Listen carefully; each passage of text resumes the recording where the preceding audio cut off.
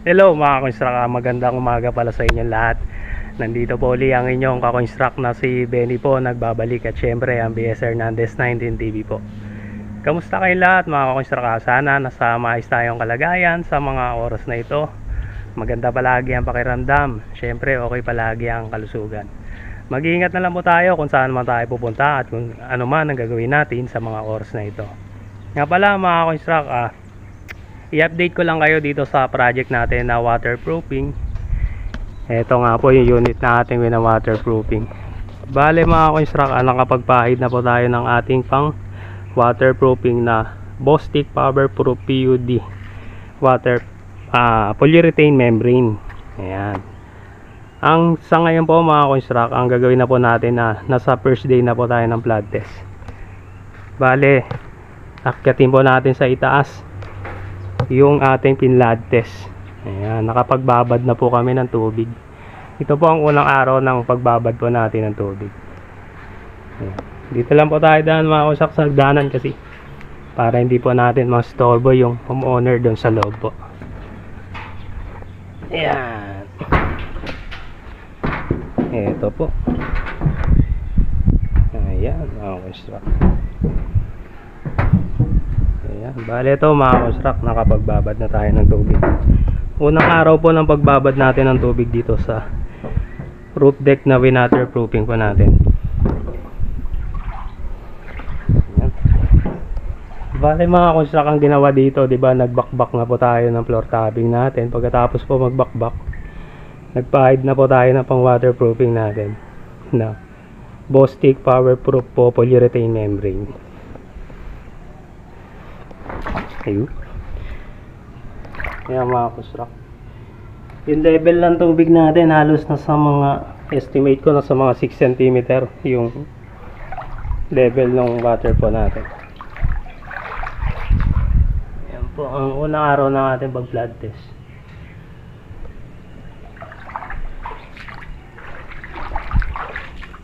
Kung napapansin nyo mga construct, ito yung parang may mga itim-itim.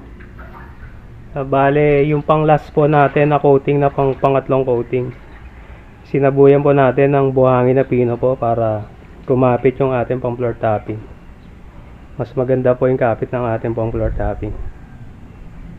Ayun. Ayan mga construct, tinakpan muna natin yung sa mga drain ng tubig para hindi po umagas yung ating binabad po na pang waterproofing.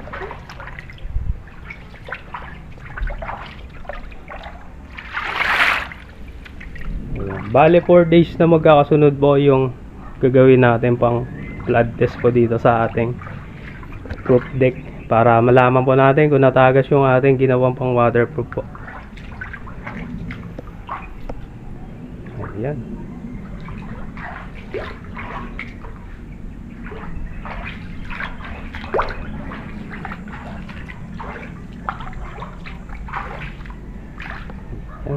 Ayos mga construct, update ko na lang po kayo sa ikalawang araw ng ating pag-blood test.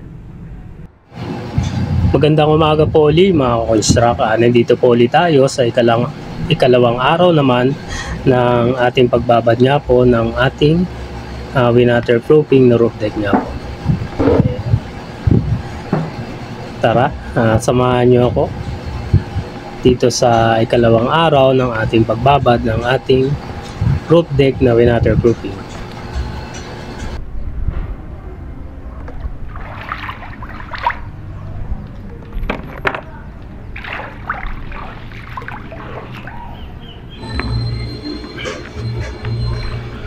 Kaya nga po,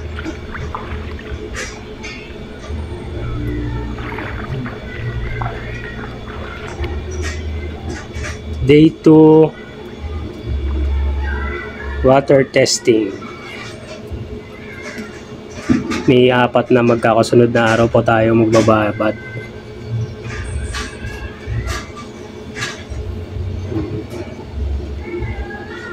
Yung sa baba naman po, yung may-ari na ang nagbabantay. Kung merong mantagas, sinabi niya po na siya na lang ang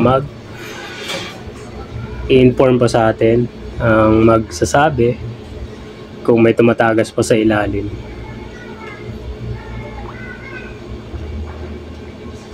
May mga gamit na kasi sa ilalim po kaya hindi tayo masyadong makagalaw.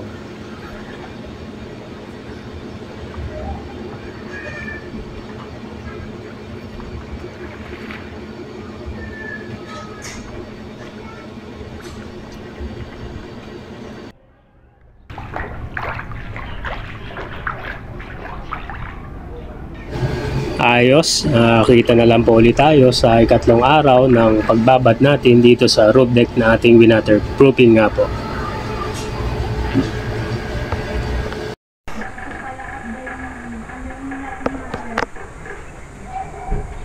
Yung tubig naman sir sa taas, hindi pa naman ganong malaki ang bawas. Parang wala akong bawas eh. Nag-uulan-ulan rin kasi no?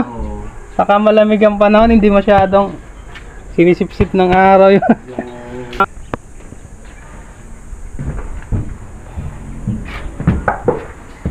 Ay,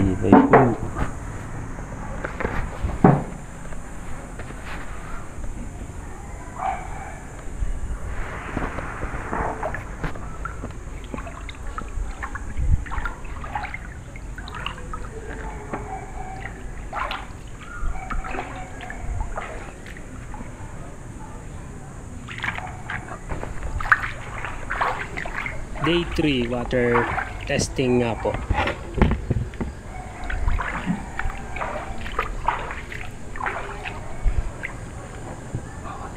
Ayan.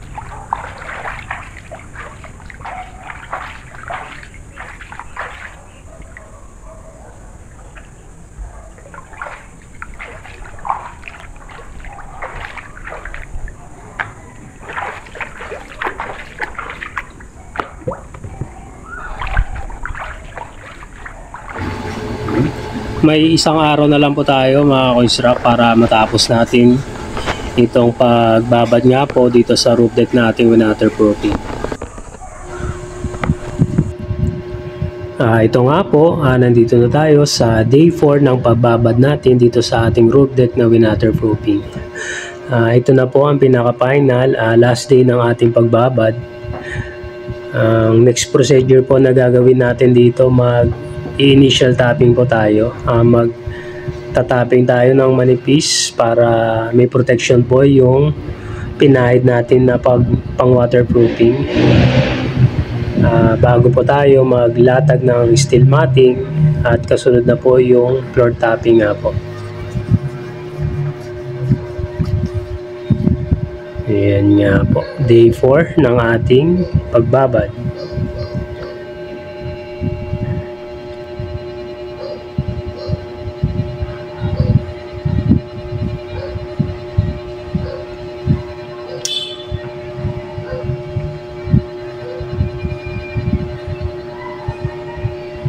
Kita-kita na lang po tayo mga ka-construct sa next procedure po natin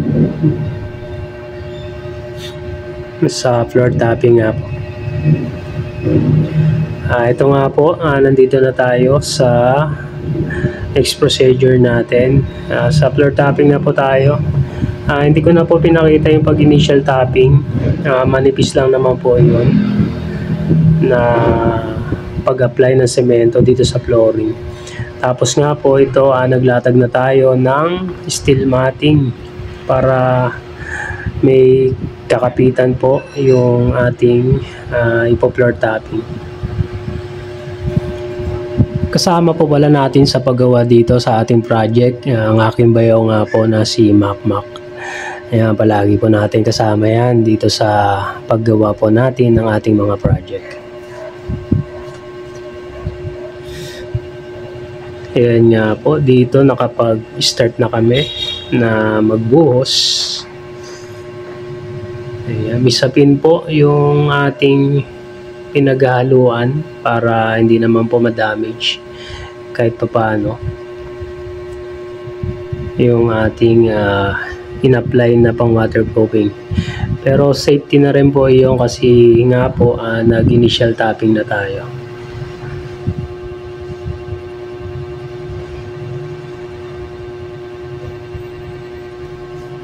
Ayan nga po.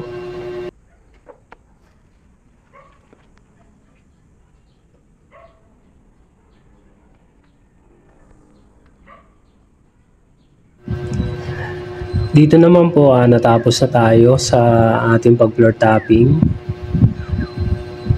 Ayan nga. Ang next procedure po natin dito na gagawin yung parapet wall na. Ipipinish na po natin ito. Yung binakbak natin nga po sa laylayan, papalitadaan na rin natin para magpantay na yung portion ng ating parapet wall. Pagkatapos po nito, ang next procedure na po natin, pipinturahan na itong parapet wall. Dito naman po natapos na natin na palitadaan yung pinakalaylayan ng ating parapet wall. Ready na po ito para sa next procedure natin. Yun nga po pagpinta na. Mamasilya lang po natin yung mga portion na may crack. Pagkatapos po magpipinta na tayo.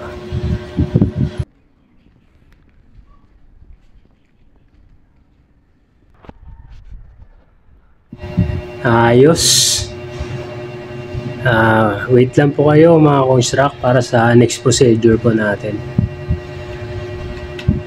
Ito nga po, nakapag-start na kami na magmasilya dito sa parapet wall nga. Ayan, kung nakikita nyo po, may portion na namasilyahan. Yung inuna po yung mga laylayan, pagkatapos yung mga portion na may crack.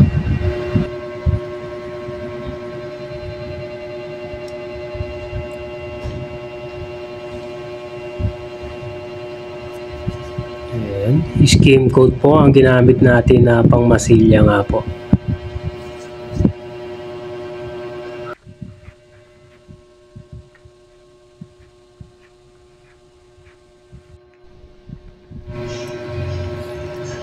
Dito naman po nag-umpisa na tayo magliha ng ating minasilyahan nga. Ang gamit po natin dito na liha number 100 na sandpaper nga po.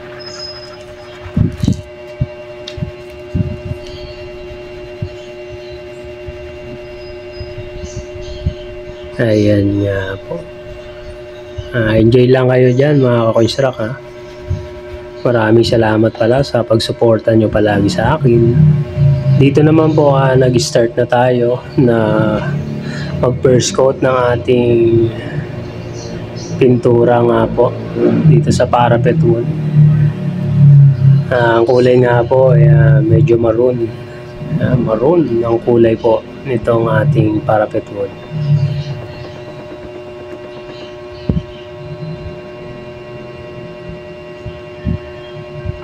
Yan rin po kayo kasi yung existing na kulay, kaya ginaya na lang po natin.